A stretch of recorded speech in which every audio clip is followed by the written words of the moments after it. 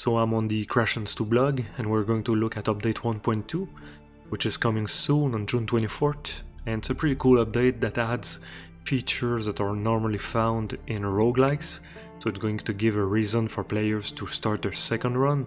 And the first one is Mutators. You find that in games like Slay the Spire normally, and you turn the features on or off. By default they are off. First one is going to be Scramble. There might be more Mutators coming down the road, but to start there's going to be 2. And Scramble, it randomizes a lot of things. So for example, the gadgets and trinkets, instead of being at exact location, if you are supposed to get, let's say, gadget A, well, you're going to get a random gadget. So each time that you play, the gadgets and trinkets will be found at different places. So you're going to have to use a strategy to use the right things when you find them.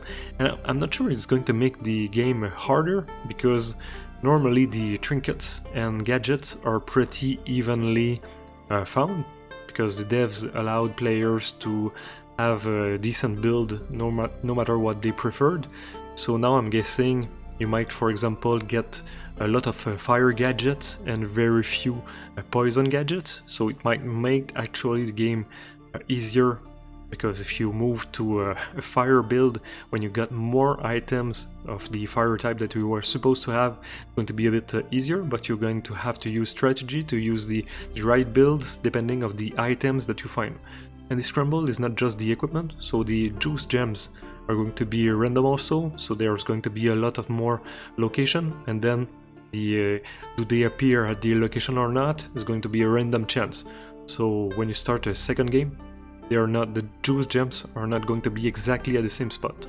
Same thing for the passives that you can get in the Infinisuit by using the juice gems. So let's say on line 1 there was a specific 5 passives, now they're going to be randomized, so you might not find the same passives. Like you might find a passive that were there, maybe it's going to be there this time, so the grid is going to be randomized. And randomized pets also, so you're going to find a scrambled eggs, so instead of specific eggs, you're going to have eggs that when you hatch them, it's going to be a random pet.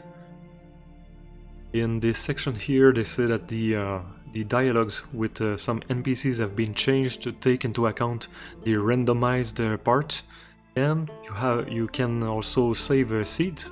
So for example, if you do a run and you like it very much, well, you can copy paste the seed so that you're able to just generate the same world once again, or to share it to someone.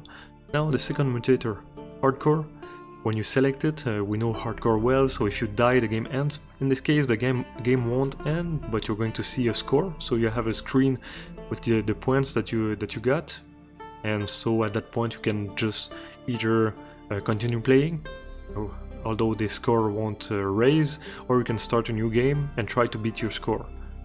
Next, there's quite a few new pets. So this is a new enemy that is on the third biome, ice biome.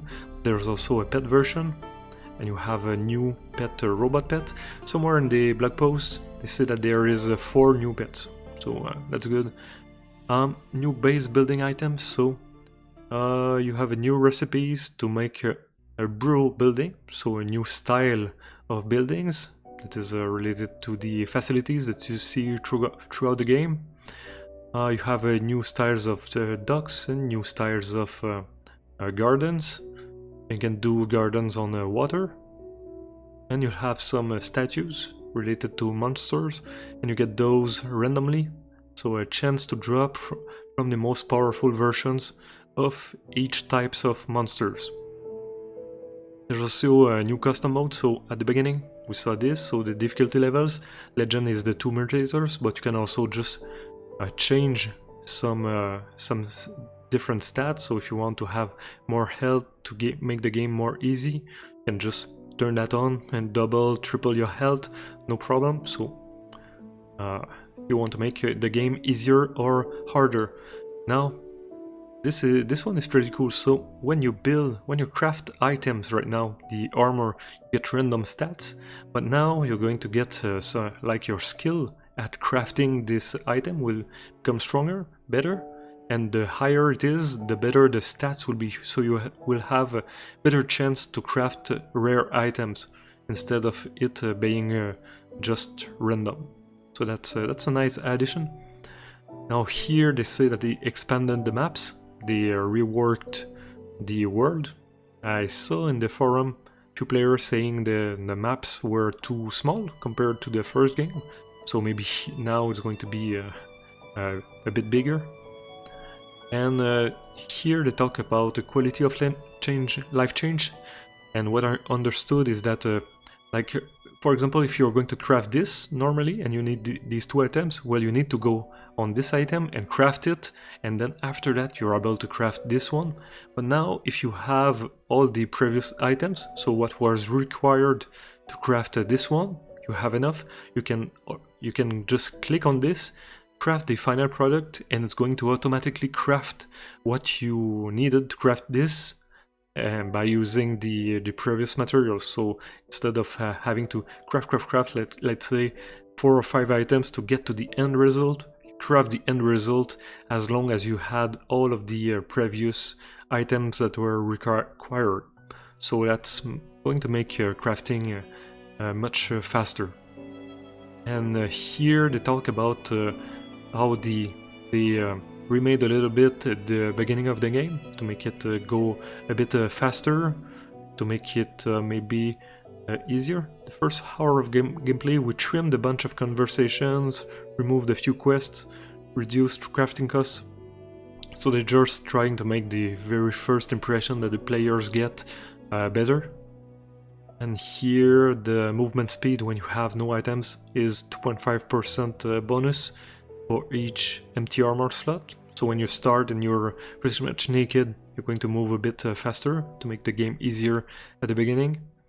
Compendium improvements, so I'm guessing a few, they're shiny harvested, so a few addition to the UI and the compendium.